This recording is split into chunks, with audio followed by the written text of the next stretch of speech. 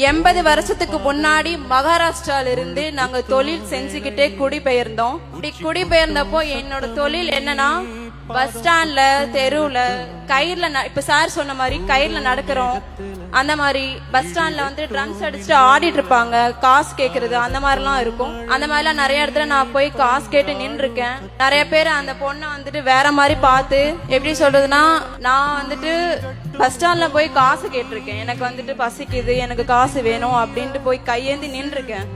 அந்த அளவுக்கு இருந்த என்ன இன்னைக்கு இங்க கொண்டு வந்திருக்குன்னா, முதல்ல வந்துட்டு படிப்பு, ஸ்போர்ட்ஸ், ஜிம்னாஸ்டிக்ஸ் தான் முக்கியம். காலேஜ் முடிச்சுட்டு நின்றுட்டு இருந்தப்போ என்ஐசி எக்ஸாம் படிங்க அப்படின்னு சொல்லிட்டு என்னோட கோச் சொல்லியிருந்தாங்க. என்ஐசி எக்ஸாம்ஸ் என்ட்ரன்ஸ் எக்ஸாம் வைப்பாங்க. அதுக்கு என்ட்ரன்ஸ் எக்ஸாம் எழுதி நான் பாஸ் பண்ணிட்டேன்.